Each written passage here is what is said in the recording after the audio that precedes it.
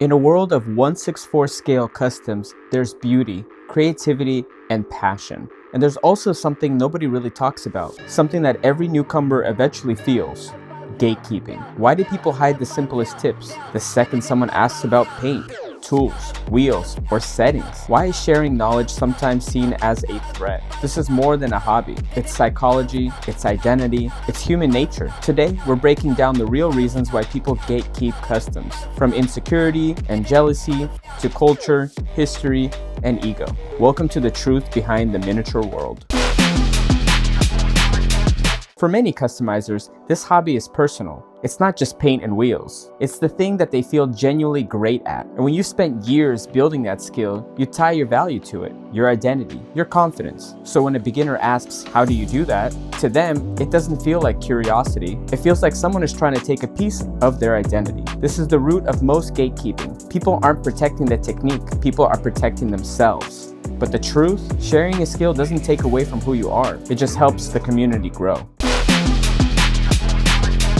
In a small niche like diecast customizing, everyone sees everything. Every build, every trend, who's growing, who's not, who's leveling up, and that creates pressure. Creators start comparing themselves. They look at numbers, likes, comments, shares, and that fear sets in. What if somebody copies my style? What if somebody takes my signature look? What if someone becomes better than me at the thing that I'm known for? This fear, even when irrational, pushes people into secrecy. They aren't hiding knowledge because they're mean. They're hiding it because they're scared of being replaced. But here's the thing, if your style can be taken, then it wasn't your style. It was a technique. Technique is teachable. Style is you.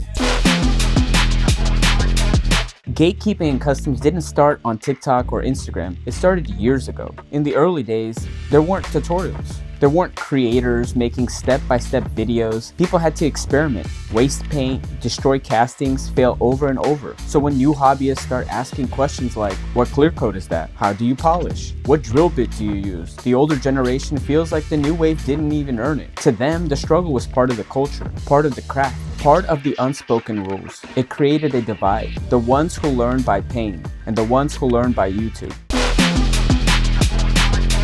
Another reason people gatekeep is the belief that there's not enough room for everyone. They think success is limited. They think the customers are limited. They think the attention is limited. They only think a few creators can shine at the top. And when new creators start getting good, that instinct is protect your spot, don't share the secrets, make them figure it out. This scarcity mindset creates competition where there never had to be any. But the truth, this hobby grows more when people join, not fewer. More customizers mean more inspiration, more innovation, more buyers, more content, and a stronger community. Success isn't a pie, and even if it was, we can bake more.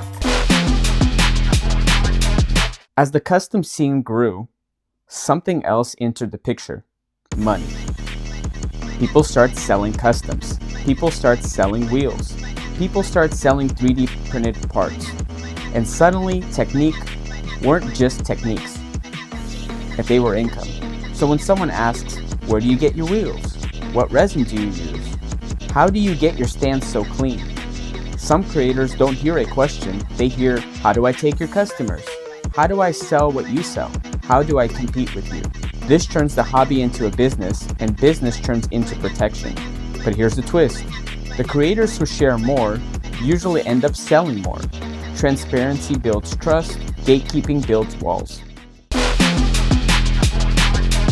And then there's ego. Some people just like being the expert, the mystery guy, the one with the cool secret nobody knows. They love the attention from being the one people rely on. They love being praised for their unique style. They love holding the high ground. And when someone asks for advice, they feel like their pedestal wobble. So they gatekeep to protect the illusion that they're untouchable. But ego blocks growth, ego stops community, and ego kills creativity. Here's the irony.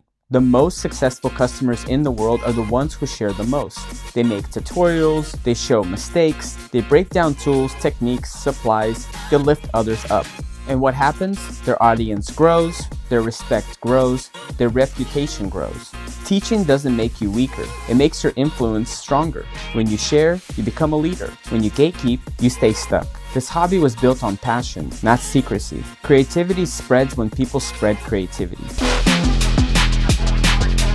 If you want this hobby to keep growing, we need to change the culture. We need more honesty, more openness, more teaching, more collaboration, and less fear, less insecurity, less ego, and of course, less gatekeeping. This hobby deserves to evolve, and that starts with us. If this documentary opened your eyes, hit like, comment, and share. And if you want more deep dives into psychology, culture, and business behind customs, subscribe for the next episode. This is Car Things, building art, building community, building the truth. Thanks for watching, and I'll see you in the next one.